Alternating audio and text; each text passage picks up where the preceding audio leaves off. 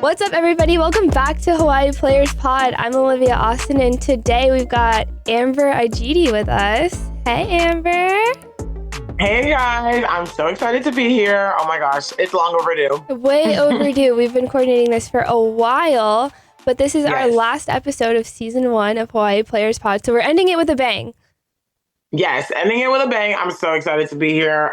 We're doing it over Zoom, but that's even better because it's like a FaceTime call, basically. Right, so it's just us just chatting. Just chatting.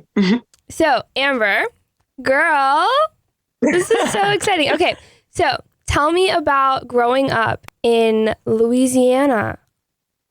Oh my gosh. Well, I'm currently in Louisiana right now. I'm in my off season and growing up in Louisiana was awesome. Obviously, the food is to me the best part. I'm not going to talk too much about food, but food is like the best part. No, we're going to talk about food. We're going to talk about it. Let me circle back to it. But that's the other great thing about Louisiana is like the Southern hospitality. Like everyone is just so nice and so fun here. So super welcoming. That's why like Hawaii was like a second home to me because they have the same hospitality there too. But growing up in Louisiana was like amazing. Play volleyball here, obviously. And Southern roots are my only roots. My parents are both from Nigeria. And so I kind of got a little mix of both growing up. That's so cool. So wait, tell me about like having Nigerian parents in the South, because I've heard I have Southern parents, so I know what it's like having Southern parents, but tell me what it's like to have Nigerian parents, because I've heard they're a little bit more stricter, very traditional. Would you say I was that's true? Yes, I was gonna say strict for sure. Like I grew up telling my parents like, you guys are too strict. Like all the parents here are not strict. Why are you guys so strict? Oh my gosh. They definitely, but it took me a while to understand that, they're for sure grew up in Africa, like they're foreign, they're not used to, the American traditions and things like that. So I understood that why they do things the way they do is because of where they come from. So I learned to embrace that. And obviously the older I get, the less stricter they are. And obviously I'm happy, the way I turned out. So I definitely owe them everything. So I'm not too hard on them with the strict part now. Absolutely. So what was it like being like a first generation of immigrant parents? So I would say to have Nigerian parents is like amazing. I think that, I don't know if it's just in their blood, but work ethic is like a huge thing that I will carry with me forever, and that they've taught me, that they spoke about, and that I saw through their actions as well. And so I would just say that work ethic and determination and working hard is a huge, like, capital H, huge value that a lot of African parents teach. And I truly believe like my parents, they had a perfect balance of it. Like I didn't have so much pressure to where I couldn't breathe, but at the same time, I had a high standard to worked hard to perform well in everything I did. And I feel like with them, my parents are very different because they didn't worry too much about the result, but they just worried about the process of it. So it definitely worked well in sports, because even though I'm still working on my patience to this day with sports and everything, but they really taught me that as long as you work hard, that's all that matters, and it's easy for a lot of people to say that as long as you work hard, it's all that matters. But they truly, really believe like if you work hard, there has to be some good that comes out of it. You know what I mean? So and I saw that with my siblings coming to fruition too. So they taught me that for sure. Yeah, so work ethic definitely rings true for you. We can see that reflected in not only your sports career, but your academic career. You've received academic honors through high school and through college. You're a psychology major at University of Hawaii. But even in high school, you received academic honors all throughout your entire high school career. I have them. It's really a laundry list. I would list them out, but it would take us the whole episode.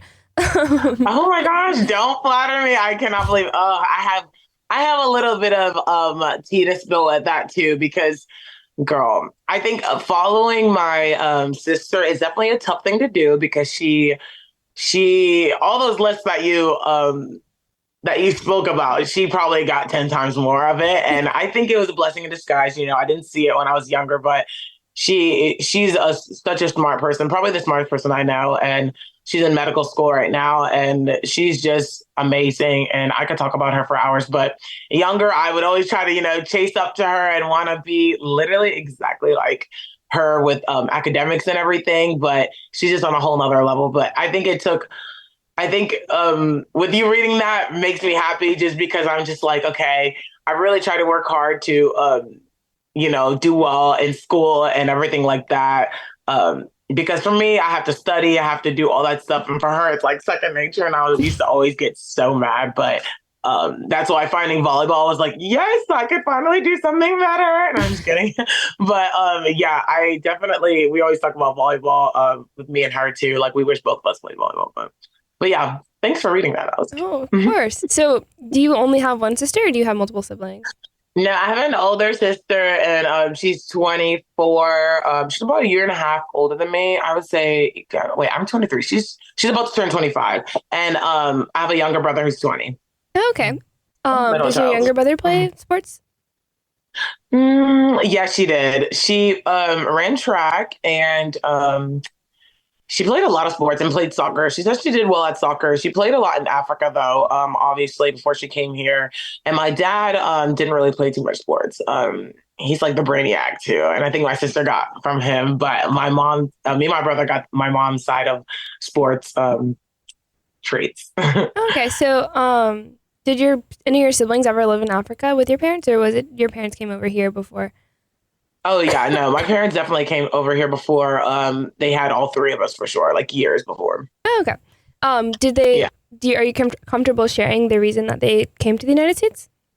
Yeah, so my dad came here for job opportunity. He was actually going to be like he was actually in the police academy in Nigeria, and then he came to America to be a pilot, and that didn't end up working out because he got an opportunity to teach, to be a professor, and he's a professor for Southern University over here. He's like the chair president for the sociology department. Yeah, super proud of him, and yeah, it all ended up working out. But my mom came over here too for school.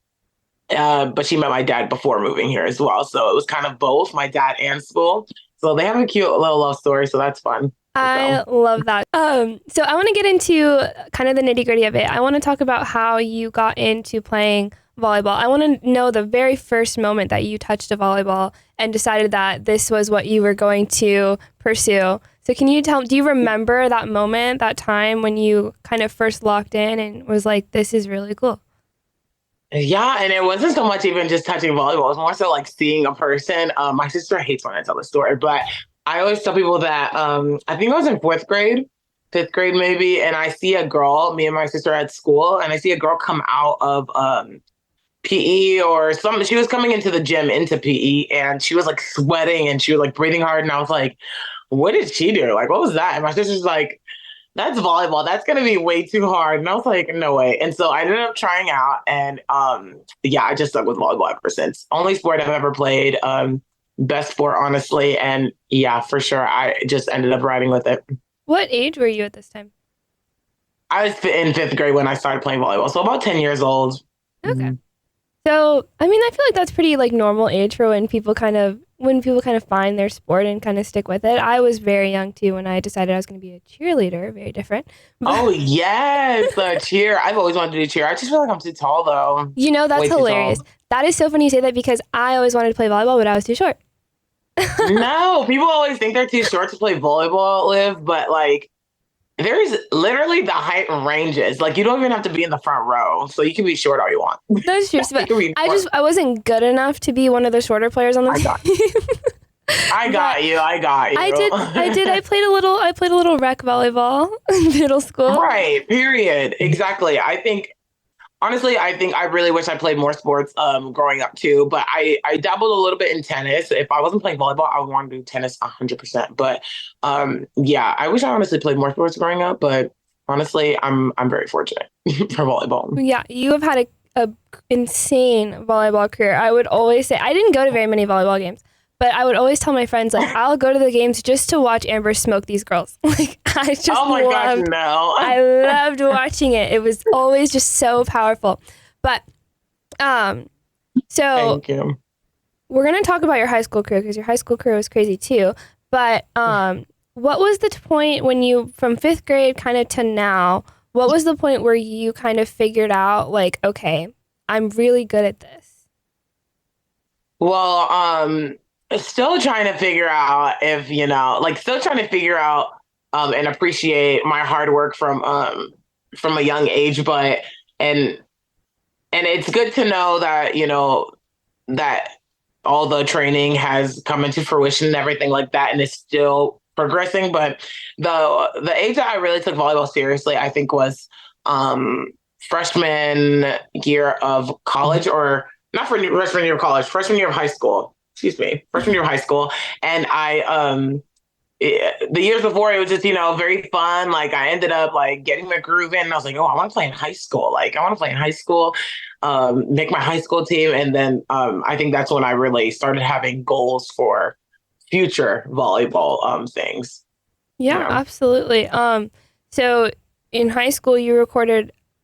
Oh, hold on, I'm gonna read these numbers out. Okay, you had 1,656 career kills in high school, 309 career blocks, and had a top 10 spot nationally with a .459 hitting percentage.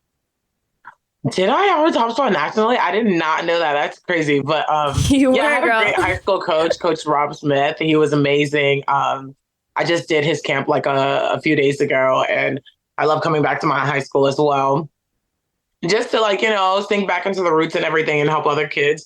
But yeah, I loved high school. I always say if you want to really have fun in volleyball, you got to be on a high school team. You know, high school is where you obviously get to be with your friends during school and then you play after. So I loved high school volleyball. It was amazing. Did you play on a club team as well, or did you just play in your high school? Yes, I actually started a little late and started club my freshman year of high school when I was 14. Usually people start a little younger, but I absolutely loved my club. Shout out to Red Storm Volleyball Club. It's ran by an amazing woman, Coach Donna Pixley. She's like a little like sergeant. She like is so passionate and so knowledgeable about volleyball, and she really is one of the reasons where I am where I am. And yeah, I come back there every year to train. I'm probably going next month to train with her as well. And yeah, I started when I was 14 all the way up till 18's year. I got offered in Hawaii my junior year when I was at the same club. And yeah, I absolutely love that club. Till I die, I love that club. It's kind of a where your roots are planted, huh? Yes, exactly. I love, oh my gosh, it was amazing. And the thing about it too is that we really worked our way up. Like from my 14th year, I think just being a part of that club just gave me more and more confidence to play in college as well. And I advise anyone to join a travel team or a club volleyball team because I think, first of all, that gets you good looks in college for sure. And second of all, it just gives you a chance to travel and play, almost like a little mini college. Mm-hmm. So at some point, so you're 6'3", right? Yes, with shoes on, I think, for sure.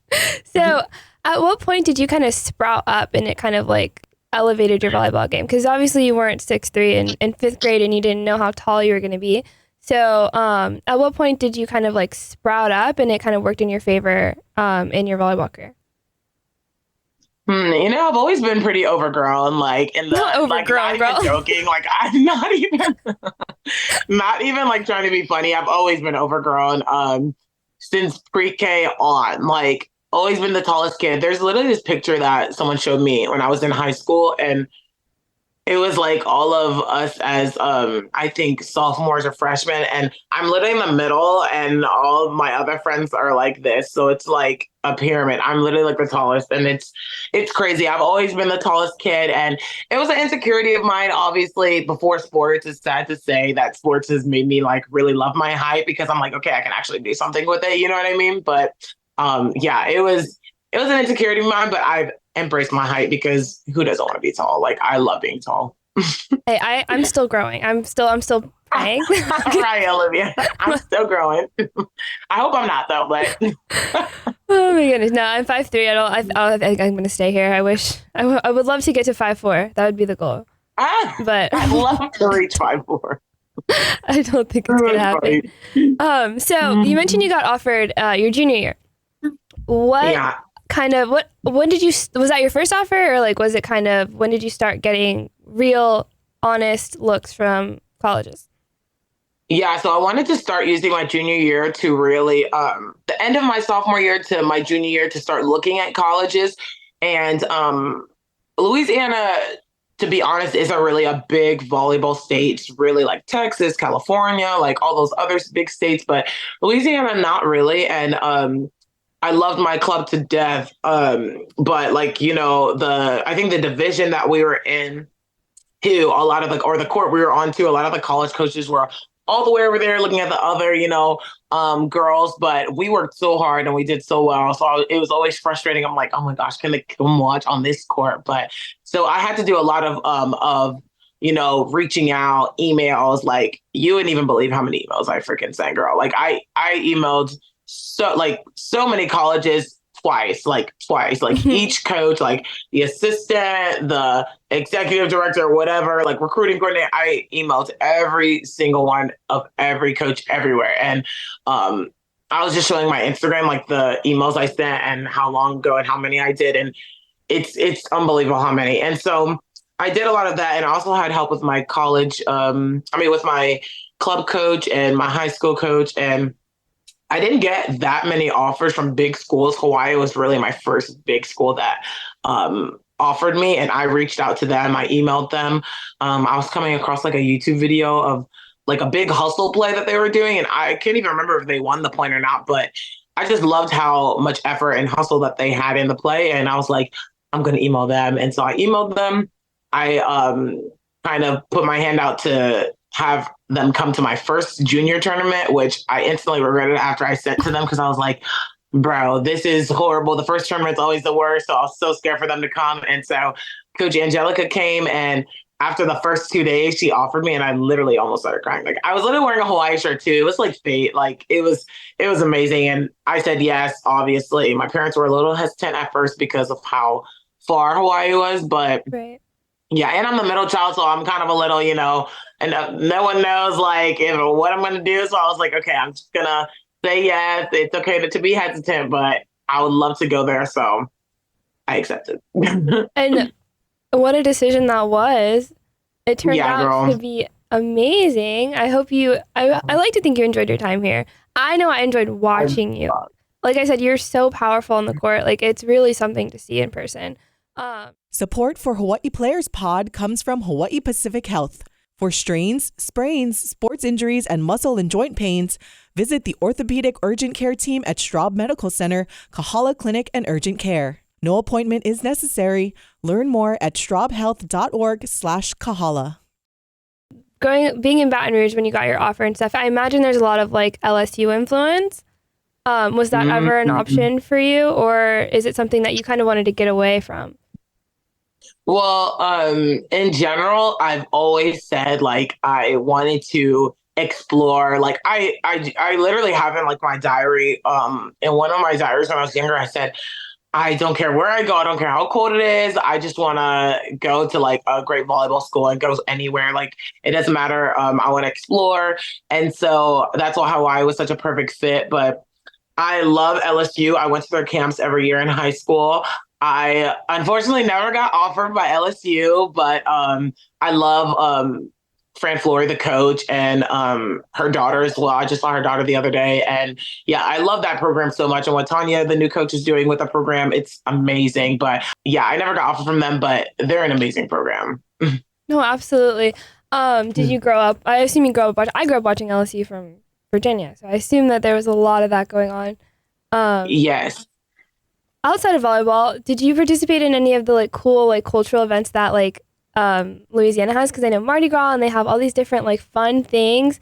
Was your family like someone that was really big into those kind of things, or was it more like just like a traditional upbringing? Okay, it was more of a traditional upbringing because my parents are both, like I said, from Nigeria, and we're like, what's Mardi Gras? Like they love, they know Mardi Gras, but it's more so like a thing of, celebrating Nigerian Independence Day, like, Hmm. more things like that. And so all my friends thought I was so crazy for not seeing Mardi Gras for the longest time. And um, I finally got to see it as I got older, and it's crazy. It's amazing, and it's crazy. Everyone needs to try to go to New Orleans. I live like about an hour and a half away from New Orleans, though, so it wasn't always the easiest drive, but it's great once you get to experience it as well. And also, I have a boyfriend that's from New Orleans, and I get to experience all the things in New Orleans that I didn't get to when I was younger. So it's pretty cool too. Yeah, so New Orleans and Louisiana and that area, they have like a lot of just like things that no other state has, I feel like. So going from that, embedded in a, upbringing that was so not only deep in like Nigerian culture, but then also like living in an area that has its own culture of its own, and then Mhm. moving to a state like Hawaii, who kind of mirrors that and having its own culture of its own. Was that a culture shock, or was it kind of something you were ready to like acclimate to because you kind of did that growing up as well? Or like, what was that Yeah, like? Was it an adjustment? yeah. Everyone always asks like if there's an adjustment period or not, but to be honest, like I said before, I was so ready to explore, and my parents are amazing. So I was so comfortable, like branching out because I know they will always come and visit. But just with the traditional aspect of it, like um, it was such an easy, smooth transition because just like Louisiana is, Hawaii is super like has so much hospitality, and the food was great. Like I'm not a picky eater, so like the food was just amazing, just like Louisiana is, and it was just like the smoothest transition. Like I couldn't have asked for anything better, to be honest. And the only thing that was just better than Louisiana was like the weather too. Like the weather was Yes. great. Like I have allergies horribly in the South, and I have like zero allergies when I come to Hawaii. It's like Yes. just Hawaii is honestly perfect. Like it was the perfect pick for me. Mm. The weather is, yes, the allergies. I can relate to that. Being in Virginia, we have that Oh, like swampy. Well, I guess, yeah, you guys have a pretty swampy area yes, too. That like yes, too swampy, much. Oh my god. sticky, pollinated air is not good for anybody. No. But here, it's much less. It's much more tolerable. Um, Yeah, much more. what do you miss the most about Louisiana when you were here in Hawaii? Yeah, the thing I missed was probably my family, and then just especially it's still sad to say, but like during volleyball season, I've gotten way used to it now. But my freshman year, when I realized season was during Thanksgiving, I literally was a wreck. I was crying. I was like, Thanksgiving is my favorite holiday. Like literally, I love it so much because just the family aspect of it. And so when we were traveling and doing volleyball stuff during Thanksgiving, um, I was so sad because my family was all together and I was, kind of separate. So that's the only thing that was a little adjustment. It's just like the family missing aspect. But like I said, like Hawaii, making so many friends, they became my family. So that was the beautiful part of it too. I can relate to that and I know that we talked about it with Kate as well, just like those, things that you give up to play the sport that you love, but Mhm. it all kind of balances itself out, but it's hard in the moment. Yeah. It is Um, hard in the moment, yeah, for sure. yeah. So, did you have any like moments when you were coming to Hawaii, or maybe in your recruitment process, where you maybe got a little bit discouraged about, moving forward with volleyball? And not more so moving forward with volleyball, but there were definitely a lot of moments of feeling discouraged, and feeling like, oh gosh, I'm feeling at this again, like in this volleyball skill or that. And like, especially coming in as a freshman, we had a thing called double days, which you practice twice a day, for 2 weeks. And that was like my first time with the team and everything like that. And my skills weren't coming as fast as I wanted them to. And I was literally crying every day. I was so impatient. And like little battles like that, I think is what really like helps me be strong today because sports is hard, and sports has a lot of ups and downs, but um, yeah, there are a lot of battles for sure, mentally, because just with me, I want like my skills to come like quick like that, but I think that's the beauty of practice. You kind of see the progress happening, and I learned to be way more patient after my freshman year for sure. So you would say you're a little bit of a perfectionist when it comes to. Oh, for sure. Yeah. I would call myself one like years ago, and I definitely am one now, but it's almost, I don't know, it's almost like just raising a standard, like having a high standard and knowing what your standard is and trying to, match it every single day, and when it doesn't, you got to give yourself some grace, but at the same time, just having a steady standard, I think is what helps me keep going, Mhm. Yeah. Did you have any single person in your life that kind of pushed you through those hard times?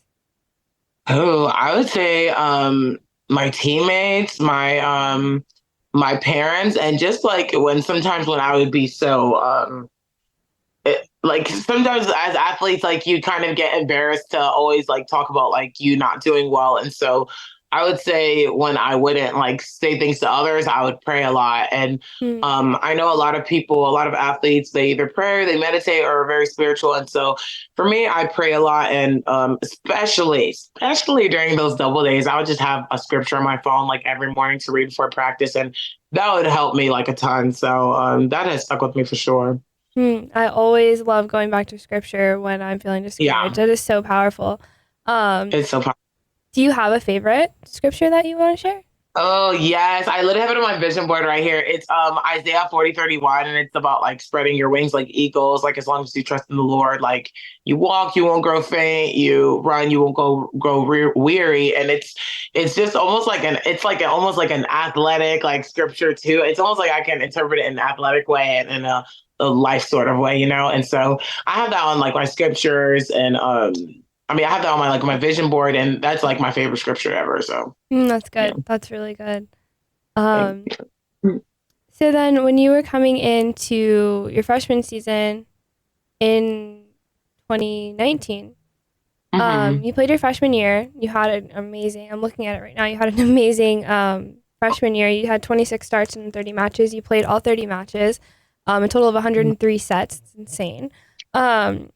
And then COVID. Dun, dun, Yes. Oh dun. my gosh.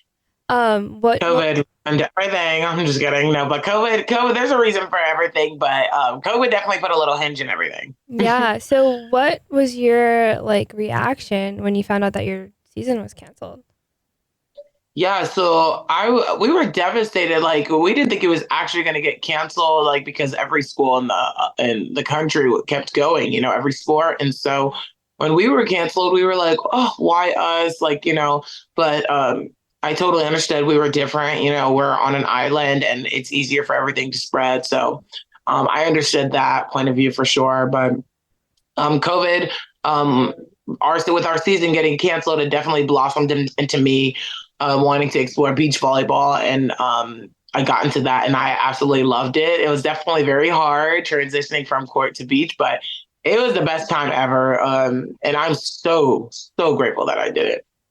No, yeah, beach volleyball is super cool, and it's a little bit different. Growing up in Virginia, I didn't see a lot of beach volleyball. I don't see any beach volleyball Yeah. actually. So coming here and seeing like how much of a like spotlight is on that aspect of the sport is really cool too. Yeah, Um, it when, is. so did you guys have a beach volleyball season during COVID? Yeah, we had a beach volleyball season because we couldn't play indoor. They gave us the option to play beach volleyball. Right. And I just took that offer. I was like, I'll definitely play beach. I want to get some play time in, some reps. I would love to. And it went way better than I thought it would. And it went way better than it started. And so, yeah, like I said, I'm grateful for it. All the girls were so amazing. And yeah, I had one beach season.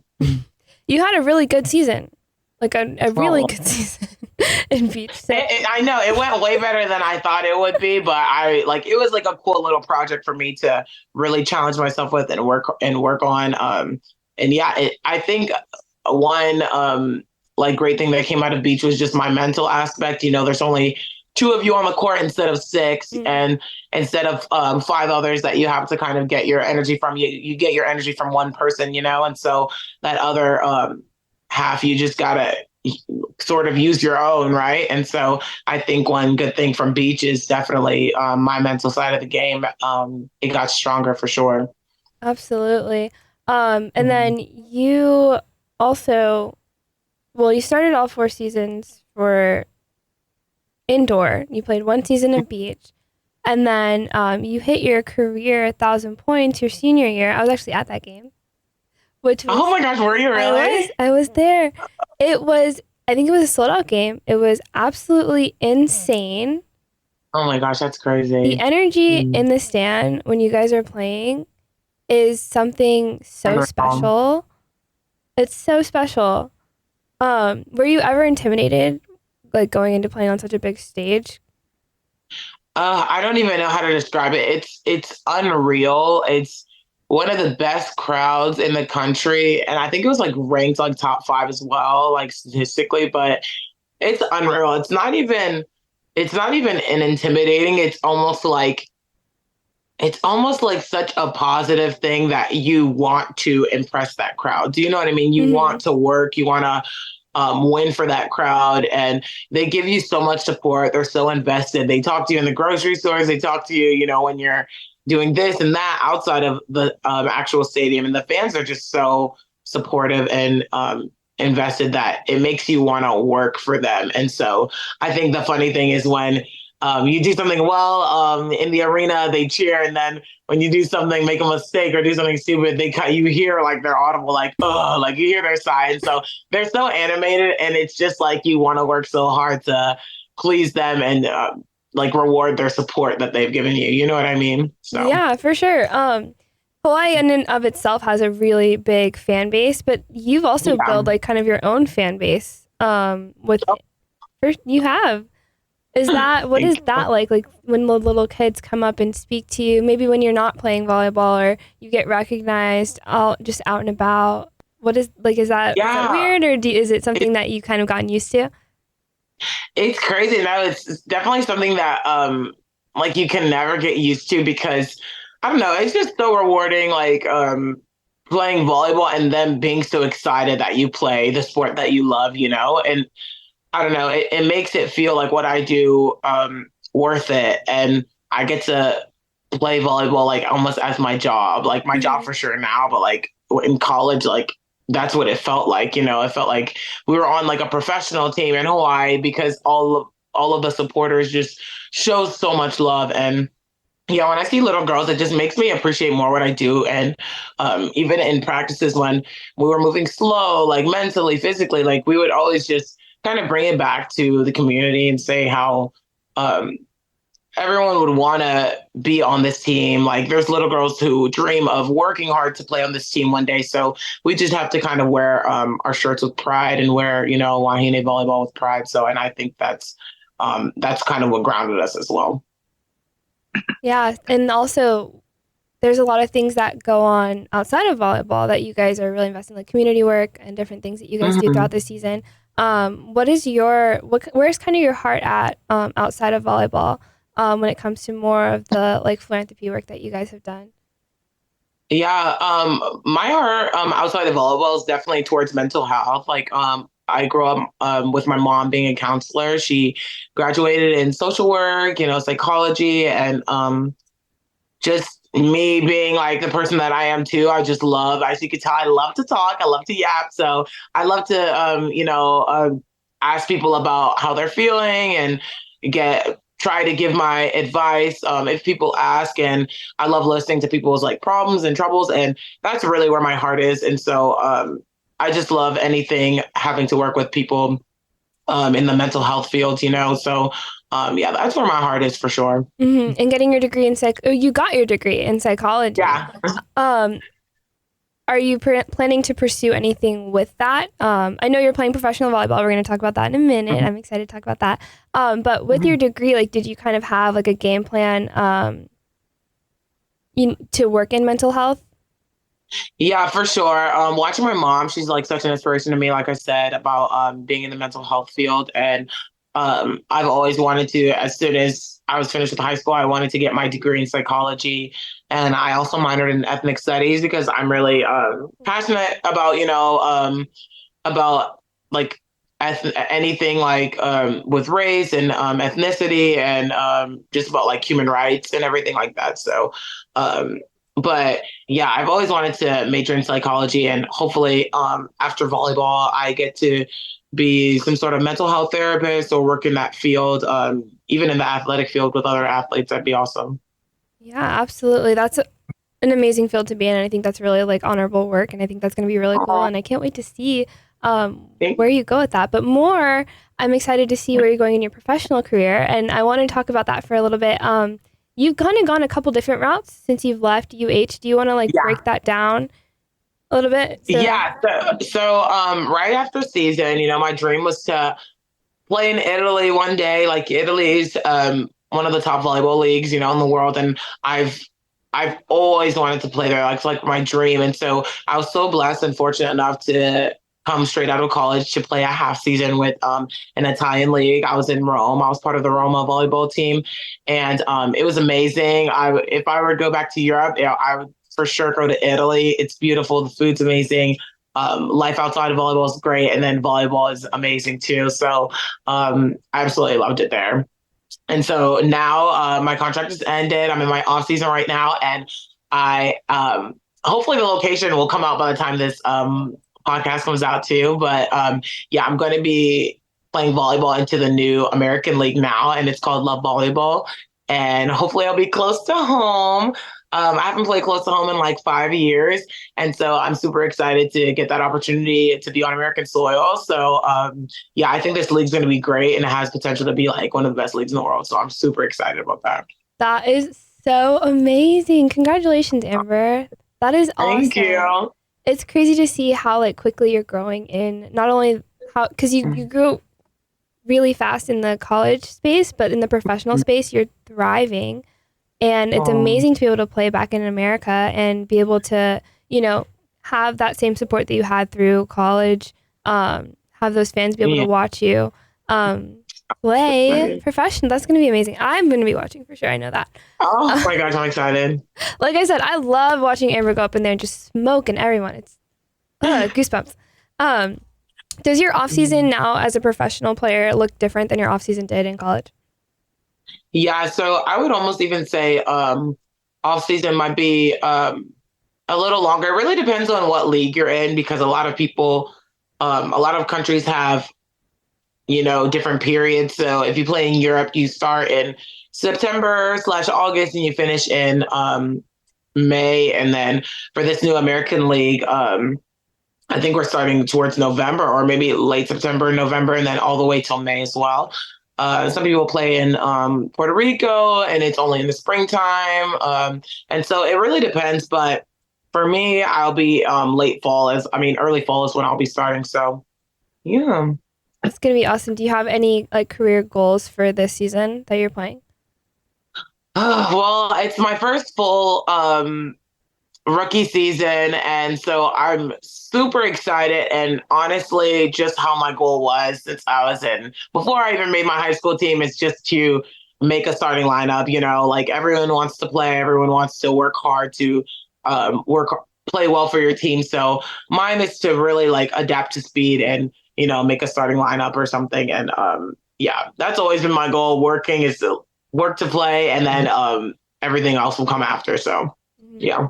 Well, your reputation definitely precedes you, and I think that if it goes anything like your college and high school career, you've got an amazing professional career ahead of you. Oh, thank you. Oh my gosh, that means a lot. Thank you. Absolutely. So as we're wrapping up, I want to make sure that you get any last words in that you want to say to maybe your fans. Do you have any shout outs or words of encouragement for our viewers? Yeah, so I appreciate you for having me on here, and talking about this just really reflects on my journey, and it fills me up with gratitude. So just for everyone who watches this, whether you're an athlete or not, like just to keep working hard, and to keep having that determined mindset, and if you ever get slowed down, just to think back to your roots and be grateful and be grounded. And I think that is what pushes me. So yeah, thanks for having me. Absolutely. Thank you so much for coming on. This was so much fun. Guys, this is the last episode of season 1 of Hawai'i Players Pod. Thank you to all the viewers for watching throughout the season and supporting this. This has been so much fun for me. I will hopefully see everyone in season 2. And Amber, I can't wait to see where you go with your professional career, and good luck with everything from here on out. Thank you. We need a part 2 soon. Part 2. If season 2, we're going to come back and we're going to get an update from Amber. Yes. Hopefully good. All right. Well, thank you guys so much for joining us, and we'll see you guys next season. Bye.